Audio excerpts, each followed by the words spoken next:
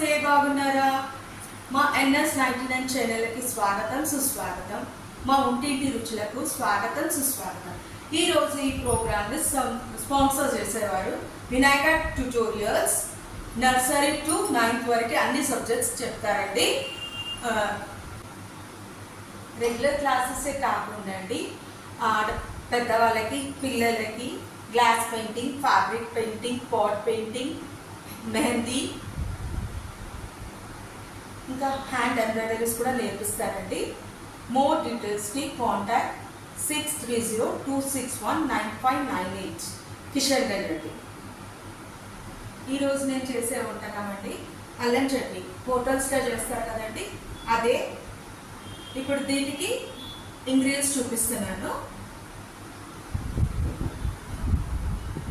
150 grams red chilli, బెల్లం 150, చింతపండు 150 grams అండి, అల్లం సేమ్ ఈ 4 ఈక్వల్గా తీసుకోవాలండి మెజర్మెంట్స్. 2 స్పూన్స్ జీలకర్ర, మినపప్పు 3 స్పూన్స్, శనగపప్పు 3 స్పూన్స్, ధనియాలు 3 స్పూన్స్, ఇంగువ 2 స్పూన్స్, పసుపు, ఆయిల్ 6 స్పూన్స్ అండి.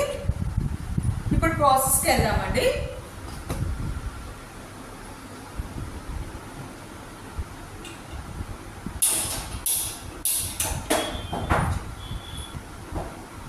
కొంచెం వాటర్ పోస్తున్నానండి.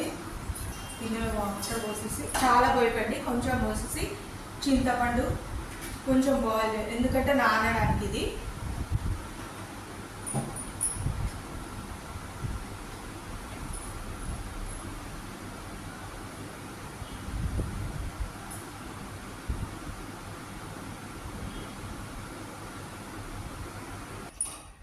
చింతపండు బాయిల్ అయిపోయిందండి. ఇది జస్ట్ గుజ్జు తీయడానికి నేను చేస్తున్నాను. ఇది చల్లగా వరకు వేరే ప్రాసెస్కి వెళ్దామండి. చాలా వాటర్ పోయొద్దండి, పచ్చడి ఖరాబ్ అయిపోతుంది.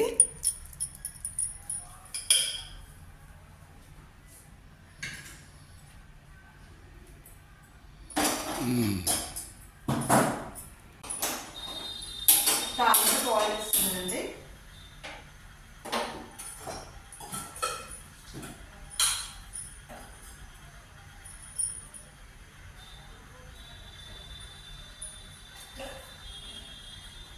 కొంచెం ఎక్కువనే వేస్తున్నానండి ఆయిల్.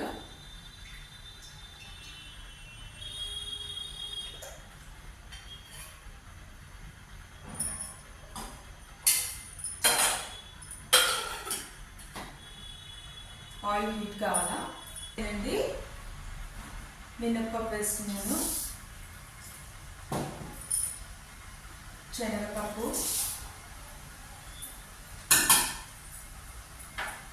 ధనియాలు, కొంచెం వేగాక జీలకర్ర వేస్తాము.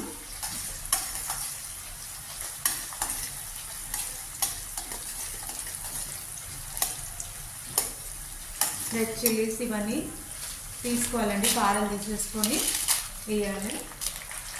మీకు కలర్ ఎక్కువ కావాలంటే కాశ్మీర్ చిల్లీ ఉంటుంది కదా, అది వేసుకోండి.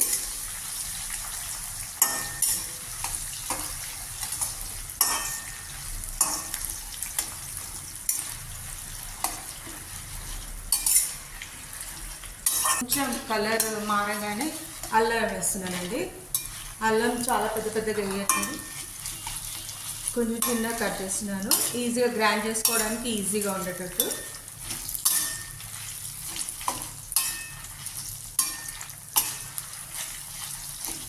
ఇక్కడైతే చూడండి, ఇట్లా ఫ్రై చేసుకున్నాను. ఇది కూల్ చేసుకోవాలండి.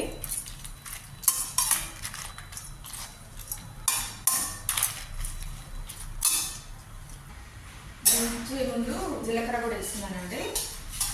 దీనికి ఎక్కువ వేగాల్సిన అవసరం లేదు, కొంచెం లైట్గా రోస్ట్ అయితే చాలు. అయిపోయిందండి. ఇప్పుడు ఇది జార్లో తీసుకుంటాను.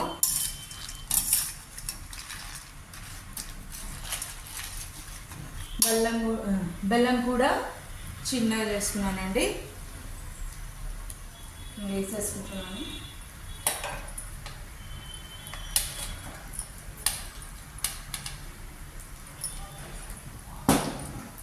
చింతపండు కూడా గుజ్జులాగా తీసుకున్నానండి, వేసేస్తున్నాను మొత్తం.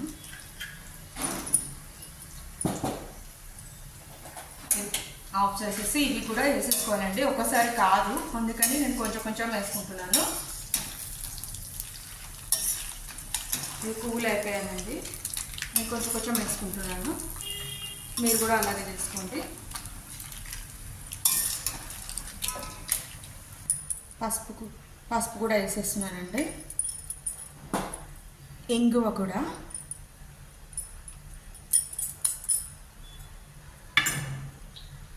ఉప్పు కొంచెం వేస్తున్నానండి, తర్వాత టేస్ట్ చూసి వేసుకోవాలి. ఇదేంట స్వీట్గా కారంగా ఉంటుందండి. ఇది ఇప్పుడు గ్రైండ్ చేసుకొని వస్తానండి, నేను గ్రైండ్ చేసుకొని వచ్చి మీకు చూపిస్తాను. అల్లం పచ్చడి రెడీ అయిందండి. గ్రైండ్ చేసేటప్పుడు మాత్రం కొంచెం హాట్ వాటర్ పోస్తూ గ్రైండ్ చేయండి, ఎందుకంటే ఇది నిల్వ పచ్చడి కదండి. ఇది ఫ్రిడ్జ్లో స్టోర్ చేస్తే 1 month కూడా ఉంటుందండి. బయట పెట్టిన ఒక 15 days కంపల్సరీ ఖరాబ్ కాదు. ఫ్రిడ్జ్లో పెడితే బాటిల్లో స్టోర్ చేసి పెడితే ఒక 3 months కూడా ఉంటుందండి. మీరు తీసేటప్పుడు కొంచెం తీసి దాంట్లో వాటర్ మిక్స్ చేయండి. వాటర్ మిక్స్ చేసి కావాలంటే తాలింపు పెట్టుకోండి. నేను తాలింపు పెట్టుకోలేదు. బయట హోటల్స్లో ఏమో కొంచెం లిక్విడ్గా ఉంటుంది కదా, వాళ్ళు వాటర్ పోస్తారు. నేను వాటర్ పోయట్లేదు, తీసేటప్పుడు మాత్రమే వాటర్ పోసుకుంటాను.